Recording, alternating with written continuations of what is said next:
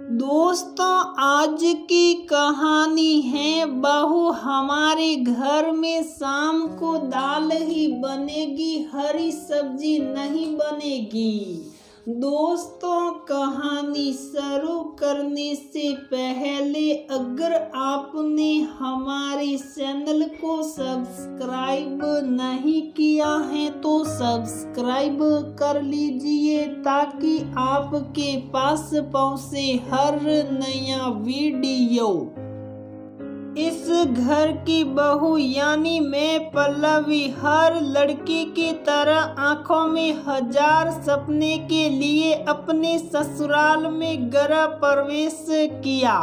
शादी से पहले मैं एकदम बोल्ड थी और बिंदास बोला करती थी। जब किसी लड़की को ससुराल में कोई समस्या होती तो मैं तुरंत बोल देती कि तुम क्यों बर्दाश्त करती हो, मैं तो बर्दाश्त नहीं करूंगी, मैं तो अपनी सास को जवाब दे दूंगी। इस तरह से मैं बोला करती थी। मैं एक संस्कारी लड़की थी पर मैं अनावश्यक बर्दाश्त नहीं कर पाती थी और तुरंत बिंदास जवाब दे दिया करती थी।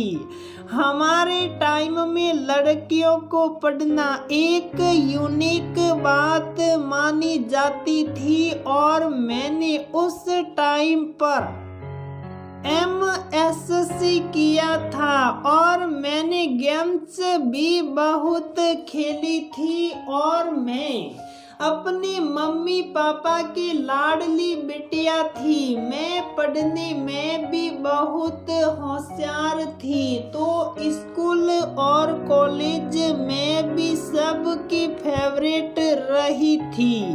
मुझे ये नहीं पता था कि डांटते क्या होती हैं, क्योंकि मैंने कभी भी डांट या मार नहीं खाई हुई थी। तो जब मेरी शादी हुई और मुझे विदा किया जा रहा था तो सब मुझे समझा रहे थे, क्योंकि एक तरह से लड़की का ससुराल में दूसरा जन्म ही होता है।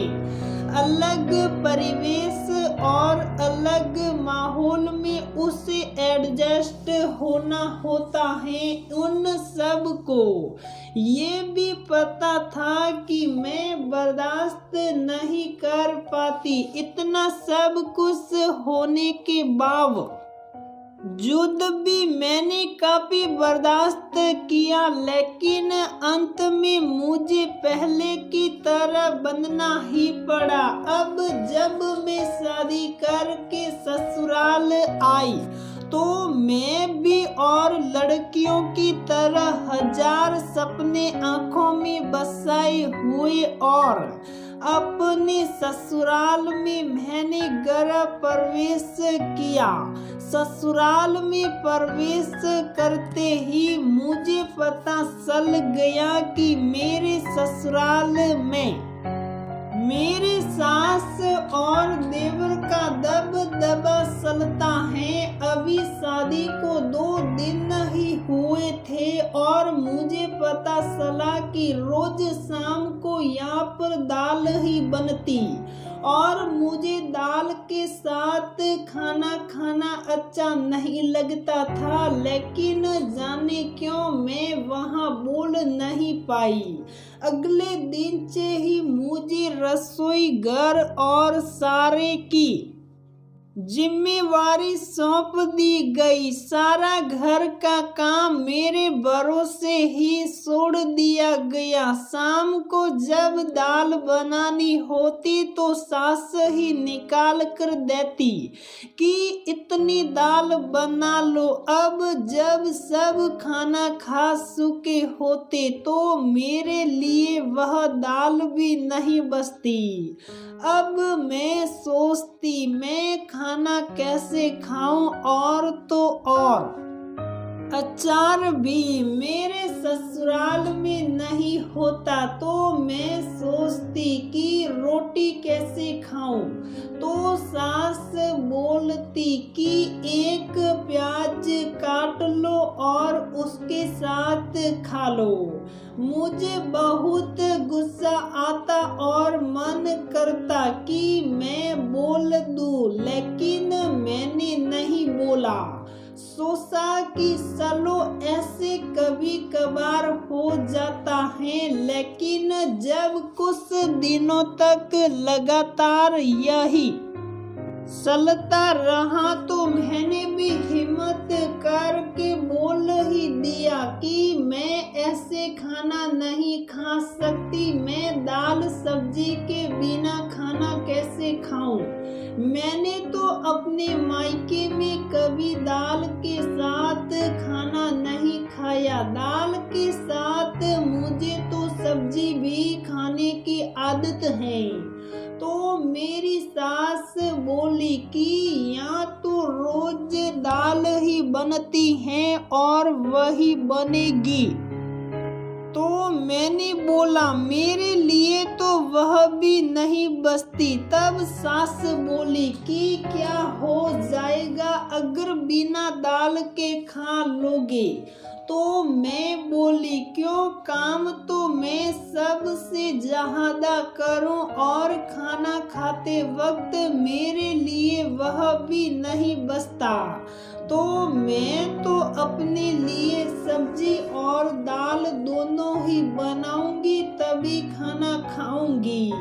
मेरी सास बोली कि ऐसा तो नहीं होगा। मैं बोली अब से तो ऐसा ही होगा। मैं भी पहले की तरह अपने बोल्ड अंदाज में आ चुकी थी और बिंदास बोल दिया कि मैं खाना तभी बनाऊंगी जब मेरे लिए दाल भी बचेगी और मैं अपने लिए सब्जी भी बनाऊंगी या साथ में चटनी बनाऊंगी तभी खाना खाऊंगी। मेरे पति भी वहीं खड़े थे और मैं उनके मुंह की तरफ देख रही थी कि शायद ये कुछ बोलेंगे या मेरा पक्ष लेंगे, लेकिन इन्होंने कुछ नहीं बोला था। जब पति स्टैंड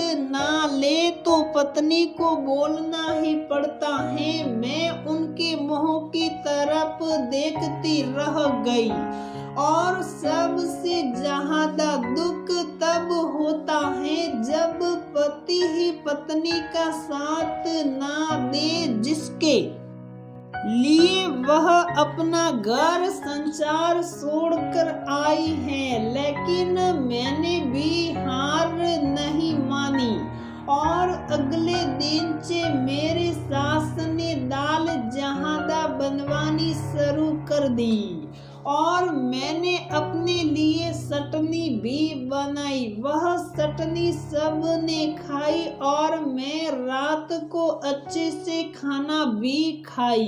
तो इस तरह से मैं वापस पहले की तरह बन गई और अपने बोल्ड अंदाज में आ गई।